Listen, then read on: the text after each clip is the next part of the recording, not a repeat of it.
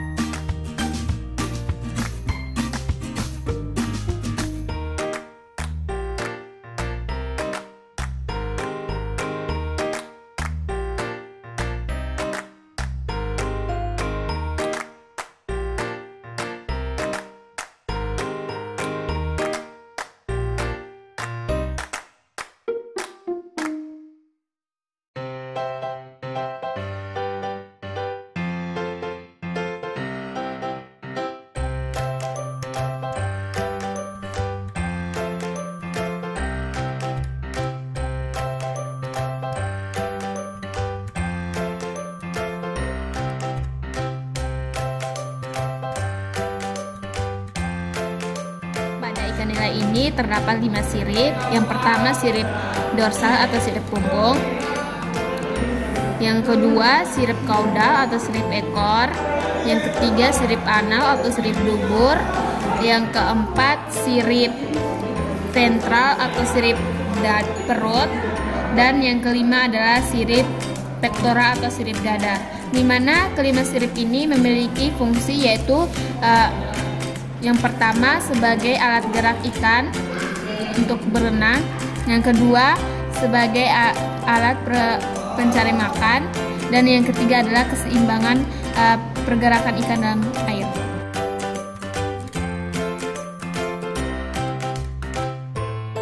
Insang merupakan alat pernapasan pada organisme air, salah satunya pada ikan nila. Letak dari insang pada ikan nila itu sendiri, yaitu berada di sisi kepala dari ikan nila. Morfologi dari insang ikan nila. Pada ikan nila, insang terdiri atas pasang filamen, dan tiap-tiap filamen tersusun atas lamela-lamela sebagai tempat pertukaran gas. Bagian tutup dari insang ikan nila berwarna putih. Fungsi insang pada ikan nila yaitu untuk mengekstrak oksigen yang larut dalam air dan mengeluarkan karbon dioksida. Cara kerja dari insang itu sendiri adalah air yang kaya oksigen akan masuk dan terdorong ke dalam mulut ikan nila melalui insang. Molekul oksigen akan ditangkap oleh hemoglobin pada jaringan pembuluh darah dalam insang dan diedarkan ke seluruh tubuh ikan nila. Karbon dioksida dan buangan respirasi lainnya juga akan dilepas melalui insang. Pada ikan nila, jantung terletak di bagian restoral dari hati dan bagian ventral dari rongga mulut. Morfologi jantung terdapat di bawah insang, kecil dan berbentuk sedikit kuncup dan berwarna merah tua. Fungsi dari jantung yaitu berperan dalam hubungannya dengan pemompaan darah ke seluruh tubuh ikan. Baik, di sini saya akan menjelaskan tentang lambung. Lambung berfungsi sebagai penampung makanan. Dari seluruh permukaan lambung ditutupi oleh sel mukus yang mengandung mucopolisaccharidia yang agak asam, berfungsi sebagai pelindung dinding lambung dan kerja asam klorida. Dan untuk pirolus terletak di bagian bawah lambung yang berfungsi sebagai pelumas makanan untuk memfasilitasi gerakan di dalam lambung. Sedangkan usus dari ikan nila sini adalah ikan yang omnivora. Jadi bentuk ususnya tidak terlalu panjang dan tidak terlalu pendek karena usus ikan nila dia mencerna serat dan daging. Selanjutnya anus. Anus adalah ujung dari saluran pencernaan dan ini adalah tempat keluarnya feses atau hasil pembuangan dari ikan.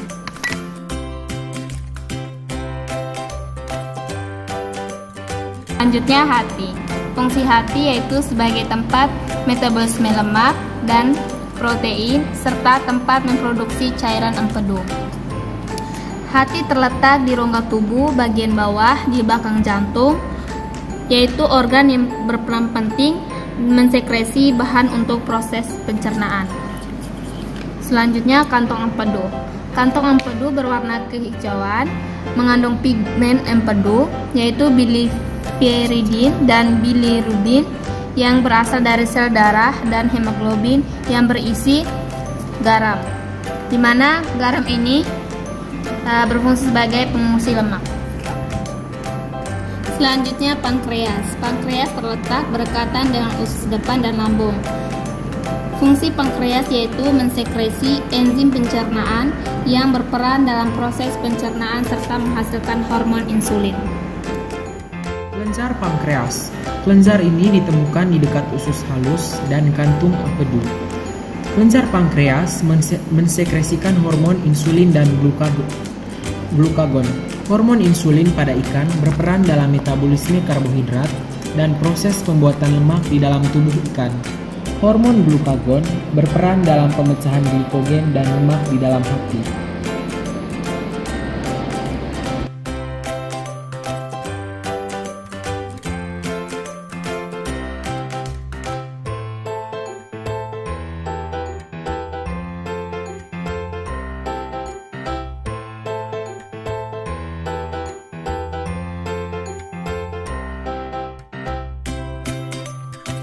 Urofisis. Kelenjar urofisis terletak pada bagian belakang spinal cord. Pada kelenjar urofisis ini dihasilkan 4 jenis hormon yang diidentifikasi, yakni urotensin 1, 2, 3, dan 4. Pada ikan, urotensin 1 belum diketahui efeknya secara pasti. Urotensin 2 berperan dalam kontradiksi otot licin. Urotensin 3 menstimulasi peningkatan penyerapan EA+ oleh insang dan pelepasan ENA+ oleh ginjal. Urotensin 4 diduga adalah argin vasotisin tapi hanya teridentifikasi pada rainbow trout. Baik, selanjutnya kelenjar ovari, di mana kelenjar ovari terletak pada gonad yang berfungsi menghasilkan hormon estrogen dan progesteron, di mana fungsi estrogen dan progesteron yaitu untuk pengembangan karakteristik seks, sekunder, dan persiapan tubuh pada saat kontraksi. Hormon yang dihasilkan ovari adalah hormon estrogen dan progesteron. Dampaknya, jika tanpa progesteron, pematangan sel telur tidak akan terjadi.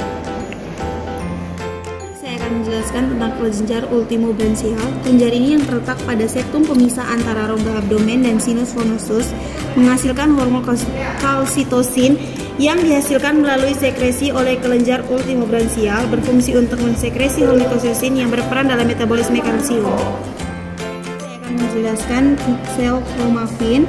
Sel kromafin adalah sel-sel neurokotin yang ditemukan di medula kelenjar adrenal, berfungsi sebagai respon terhadap stres, pemantauan karbon dioksida, dan konsentrasi oksigen dalam tubuh. Organ targetnya yakni adalah sirkulasi. Kelenjar tiroid terdapat di bagian leher, di mana kelenjar ini berfungsi mengeluarkan hormon tiroksin yang mempunyai fungsi fisiologis, yaitu mempengaruhi laju konsumsi oksigen, membantu proses metabolisme dan proses osmoregulasi.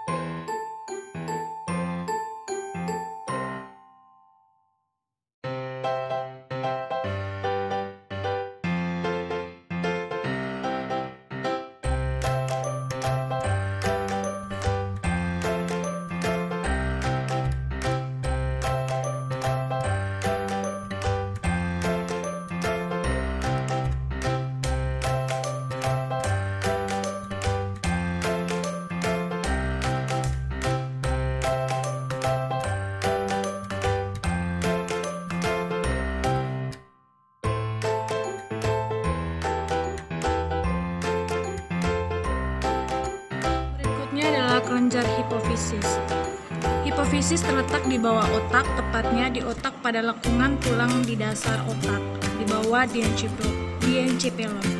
Hormon yang dihasilkan yaitu prolaktin, gonadotropin, somatropin. Fungsinya itu mengatur pertumbuhan dan tekanan darah, produksi dan pembakaran energi, mengatur kerja-kerja dan kelenjar hormon lain. Pineal, di mana letaknya di puncak otak.